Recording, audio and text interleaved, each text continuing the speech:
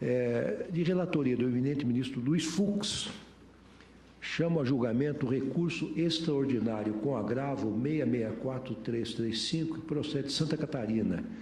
O recorrente é o Instituto Nacional de Seguro Social, INSS, e aqui...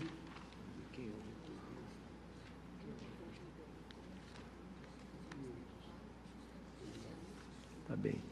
O recorrido aqui é Antônio Fagundes. Nós teremos vários amigos curiae que farão uso da palavra, que serão oportunamente anunciados. Então, ministro Fux, Vossa Excelência está com a palavra.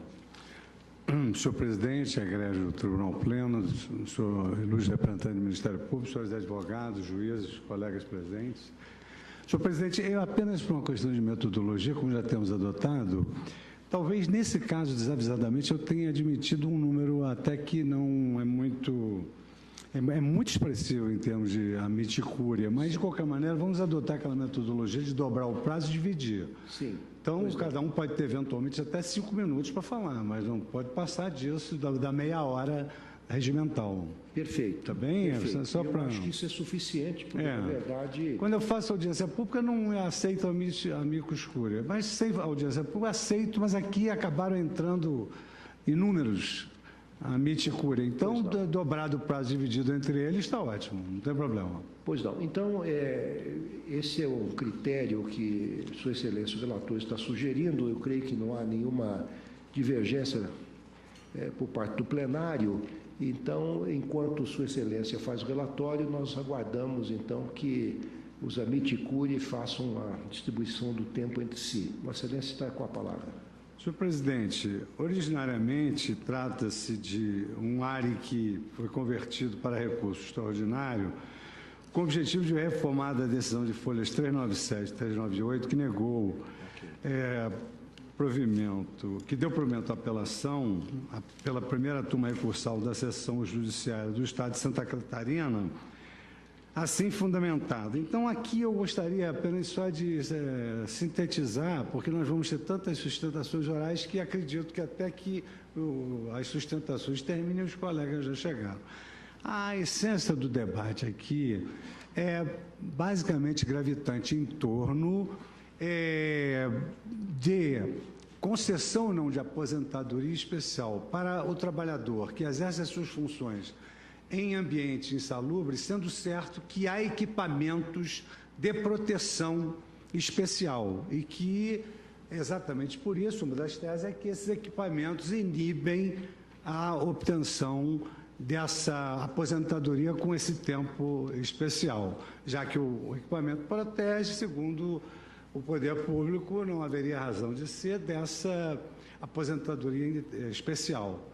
Por outro lado, também há uma discussão sobre a existência de fontes de custeio para essa concessão da aposentadoria especial, mas, de toda maneira, a essência do julgado contra o qual se volta esse recurso extraordinário, em relação ao qual nós fixaremos uma tese objetiva na repercussão geral, é a seguinte: assentou o tribunal local.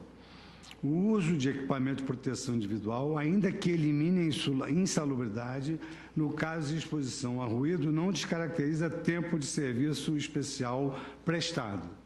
Então, a matéria ela foi submetida à repercussão geral em relação à seguinte tese, a repercussão geral do tema 555, recurso extraordinário, direito previdenciário, fornecimento de equipamento de proteção especial, como fator de descaracterização do tempo de serviço especial. Relevância da matéria, transcendência de interesse, repercussão geral reconhecida. Então, basicamente é isso. Saber se o empregador que se utiliza de equipamento de proteção especial e, por isso, paga uma alíquota diferente de contribuição, mas custeia a previdência para essas aposentadorias, se essa proteção ela transforma o ambiente em condições normais, não, digamos assim, legitimando uma aposentadoria especial com tempo menor de serviço. Basicamente é isso, e os advogados vão à tribuna esclarecer alguns outros aspectos. E convido agora o último amicus curiae a fazer uso da palavra, e o fará em nome do Sindicato dos Trabalhadores do Comércio de Minérios, Derivados de Petróleo e Combustíveis de Santos e região, e também pelos sindicatos dos trabalhadores nas indústrias do papel, papelão e cortiça de Mogi das Cruzes, Suzano, Poá e Ferraz de Vasconcelos. Então, chamo a tribuna o doutor Fernando Gonçalves Dias. Me adiantei, presidente. Senhor presidente, senhor ministro Luiz Fux, senhoras ministras, senhores advogados, demais presentes, senhoras e senhores, muito boa tarde. Hoje estamos diante de um tema muito importante, um divisor de águas no direito previdenciário.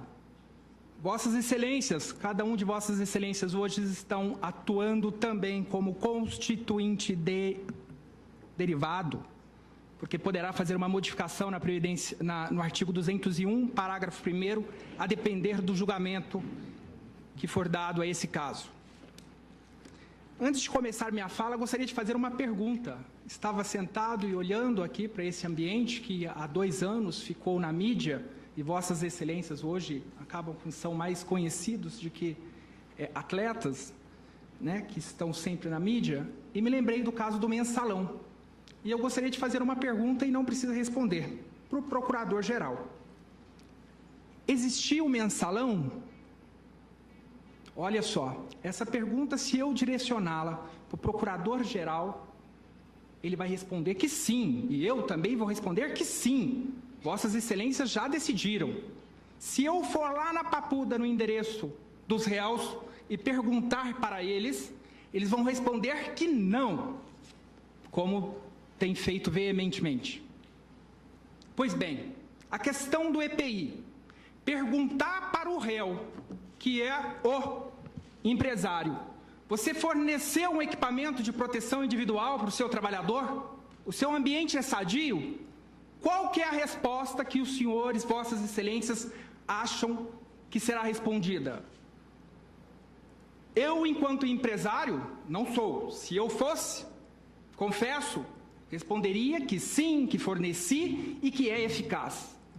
É natural do ser humano não confessar, é natural do ser humano não confessar. Portanto, peço que na avaliação, no julgamento,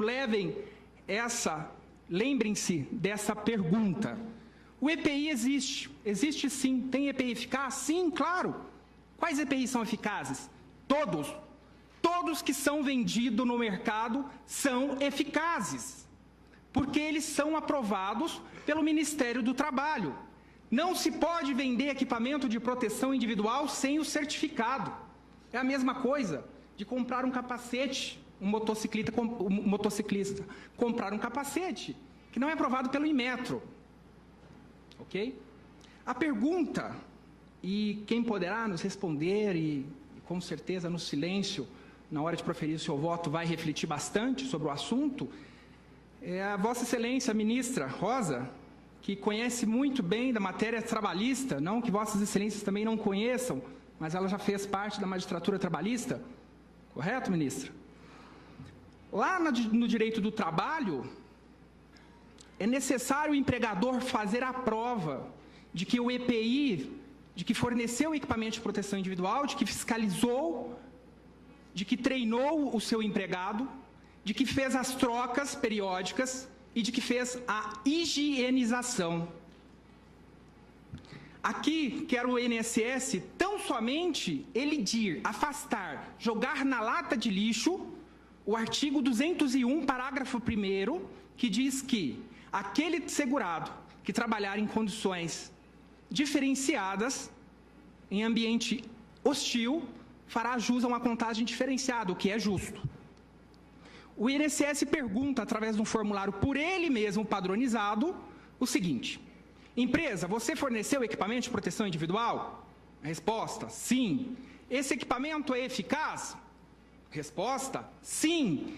Então, somente com base nessas duas respostas afirmativas e que são induzidas da maneira como foi perguntado, o INSS quer atirar na lata de lixo o parágrafo 1º do artigo 201. O artigo 201 diz o seguinte, que aquele que comprovar que trabalhou com exposição ao risco à sua integridade física, caso do vigilante, do eletricista, ou, em ambiente hostil, fará jus uma contagem diferenciada. Pois bem, ainda continuando, eu estou aqui com a tese da AGU, não do procurador que me antecedeu, mas do procurador-geral da AGU, que emitiu um parecer que ainda se encontra aprovado pelo ministro da Previdência Social, que diz, juntei nos autos e fiz questão de apresentar nos memoriais que eu deixei com vossas excelências há pouco, antes do início da sessão. É o parecer de número 616 de 2010. Esse parecer, permitam-me, ele vincula a administração pública. Parecer emitido pela AGU vincula a administração pública. E o INSS o acompanha, porque o INSS colocou essa orientação nas instruções normativas. Vamos ver o que diz o parecer. Está na folha 13 do parecer, item 79. Diz o procurador-geral, que emitiu o parecer. Em resumo, os segurados devem proteger-se contra agentes nocivos presentes no ambiente de trabalho, sem que com isso fique automaticamente descaracterizado o direito à aposentadoria especial ou afastado o dever de recolhimento. Olha a fonte de custeio aqui que o INSS fala que não existe. Ele está cobrando, mas aqui nos autos ele diz que não. E continua. Ou afastado o direito ou afastado o dever de recolhimento por parte dos empregadores das contribuições adicionais devidas independentemente da eficácia do EPI. Peço que vossas excelências observem esse item 79 do parecer 616. Para concluir, senhor presidente, se o senhor me permite, que eu acho que é muito importante, só para falar do tema que eu acho que é o principal e que foi por isso que levou o ministro Luiz Fux a aceitar esse recurso, existe a fonte de custeio independente dessa contribuição. E eu fiz aqui um resumo, rapidamente. Uma situação é a seguinte, um trabalhador que recebe R$7.000 de remuneração, 4.000, mas ele recebe um adicional de trabalhista, de periculosidade, ele recebe mais um adicional noturno e ele trabalhou mais, fez algumas horas extras e concluiu. R$7.000. Esses R$7.000, a incidência da contribuição previdenciária incide sobre esses R$7.000. Eu fiz as contas aqui, dá em torno de R$3.500 mês para o INSS. Agora, vamos pegar um advogado autônomo que a única contribuição que tem que fazer é 20% sobre R$7.000. 2 vezes 7? Não, perdão. O advogado está limitado ao teto aí. 2 vezes 4, 8. Algo em torno de R$800. Enquanto o advogado vai contribuir com 860, o trabalhador lá da indústria, da automobilística, vai contribuir com R$3.600 para a Previdência Social, considerando a parte do empregador. Pergunta-se, com base no princípio da igualdade, da isonomia, é justo que esse trabalhador tenha que contribuir durante 35 anos, assim como o advogado? E se o autônomo fosse um serralheiro que trabalhasse exposto ao ruído, ele teria que fazer o pagamento desse adicional criado pela malfadada Lei 9732, que tem mais, cuja filosofia é inibir o empregador de continuar com o ambiente hostil? Deixo a apreciação de vossas excelências e acredito que esse direito permanecerá na Constituição, assim como quis o Constituinte originário. Muito obrigado. Pois não, agradeço a vossa excelência. Devolvo a palavra ao eminente relator. Senhor presidente, egrégia corte, ilustre representante do Ministério Público, senhores advogados presentes, estudantes e os advogados que brilhantemente assumiram a tribuna. Eu gostaria de fazer, senhor presidente, de início algumas observações. Talvez a primeira delas seja... Eu converti o agravo, admiti o recurso ordinário. Quando inserido o processo no plenário virtual, me pronunciei pela inadequação da repercussão geral. E os plenários penso que pela repercussão. Sim, pela repercussão, mas até aqui o que nós temos, na verdade, é um agravo para a subida do extraordinário. E agravo que beneficia, no caso, a parte contrária, ou seja, o recorrido. Aí seria interessante, presidente, porque a repercussão geral diz respeito apenas ao recurso extraordinário, no qual, veiculada matéria de índole maior constitucional, provê-se o agravo, para não se abrir o precedente e estarmos julgando com a roupagem de agravo de instrumento o próprio extraordinário, porque o extraordinário até aqui está trancado.